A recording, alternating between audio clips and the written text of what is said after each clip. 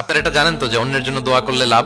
ধরেন যে আপনার এক ভাই দারিদ্রের কষাঘাতে জর্জরিত, টাকা পয়সা না, আপনি দোয়া করলেন যে আল্লাহ আমার ভাইটা আর্থিক সমস্যায় আছে, তার আর্থিক সমস্যা দূর করে দাও।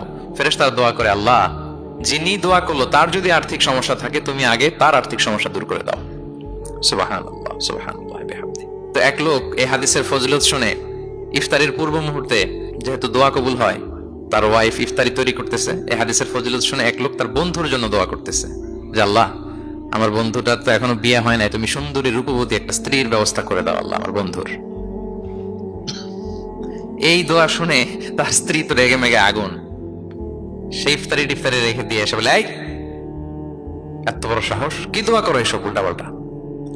স্বামী বলে, কি দোয়া উল্টাপাল্টা, কি দোয়া করলাম, আমি তোমার বন্ধুর জন্য দোয়া করছি যে আল্লাহ তারে তুমি রূপবতী সুন্দরী স্ত্রীর ব্যবস্থা করে দাও। তো ওয়াইফ বলে, এই তুমি কি মনে করছো আমি হাদিসটা জানি না যে অন্যের জন্য ভালো কোনো দোয়া করলে আগে এটা নিজের জন্য কবুল হয়?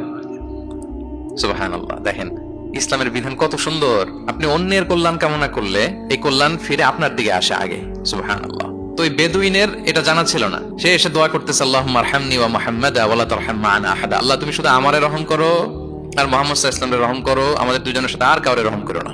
রাসূল ইসলাম তাকিয়ে বলেন, হায় রে, একটা প্রশস্ত বিষয়কে সে সংকীর্ণ করে ফেললো। আফসোস করে বলতেছে, কারণ আল্লাহর দরবারে রহমের কি কোনো ঘাটতি আছে বলেন তো? আল্লাহর দরবারে রহমতের কোনো কমতি আছে? নাই। সাথে সবাইকে ইনক্লুড করতে পারতো। আচ্ছা গেল, দোয়া শেষে এবার সে মসজিদে নবীর মাঝখানে বসে পেশাব করা আরম্ভ করছে।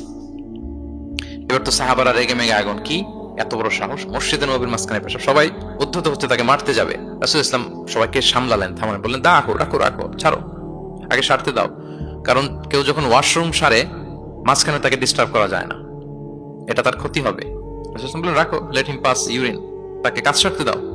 সে কাজ সারলো। এবার রাসূল ইসলাম বললেন, ও হারিকু আলা বাউলিহি সাজলান মিন মা, তার পেশাবের উপর এক বালতি পানি ঢেলে দাও, দিয়ে ফেললো। এবার রাসূল ইসলাম বললেন, ইন্নামা বুইসতুম মুয়াসসিরিন ওয়া লাম তুবআসু মুআসসিরিন। হে সাহাবারা, মনে রাখো তোমরা সহজপন্থী হিসেবে প্রেরিত হয়েছে, তোমরা কট্টরপন্থী হয়ে পৃথিবীতে প্রেরিত হও নাই। সুবহানাল্লাহ। তাহলে যে কোনো জিনিসের সলিউশন আপনার সহজভাবে করতে হবে, এটাকে জটিল বানানো যাবে না। আমরা অনেক সময় জটিল থেকে জটিল করি। তখন এই বেদুইনকে রাসূল ইসলাম ডেকে বললেন, আচ্ছা তুমি যে কাজটা করলে, মসজিদে নবীর মাঝখানে পেশাব করলে, এটা কি ঠিক হলো? তুমি কি জানো এটা আল্লাহর ঘর, এটা আমাদের মদিনার কমিউনিটির ইবাদতগাহ, এখানে আমরা আল্লাহর ইবাদত করি, আল্লাহর জিকির করি, আল্লাহর কিতাব তেলাওয়াত করি, এটা কি তোমার ঠিক হলো? এইভাবে যখন আদর দিয়ে পরম মমতায় তাকে বুঝিয়ে বলা হলো, সে লজ্জিত হয়ে মাথা নিচু করে ফেললো। সুবহানাল্লাহ।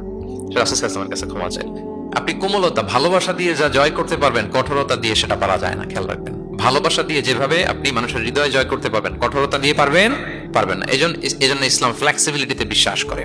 ফ্লেক্সিবিলিটি, লা ইউকাল্লিফুল্লাহু নাফসান ইল্লা উসআহা। আল্লাহ সাধ্যের বাইরে কাউকে কখনো কিছু চাপিয়ে দেয় না।